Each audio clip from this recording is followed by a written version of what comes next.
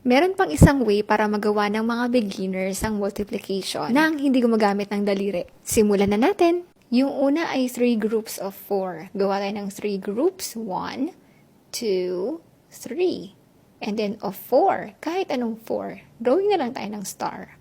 So meron tayong 4 na star dito. Then bilang kanyan 1, 2, 3, 4. 4, 5, 6, 7, 8 para sa second group. 9, 10, 11, 12 para sa third group. The answer is 12. Ito naman ay 2 groups of 5. Dalawang group. 1, 2, of 5. Kahit anong drawing na lang ulit. O this time, triangle naman. Tapos bilang ka lang ulit. 1, 2, 3, 4, 5. And then 6, 7, 8, 9, 10. The answer is 10. 6 groups of 2. 6 groups naman dito. And then, dalawang item, pwedeng heart. Let's try heart.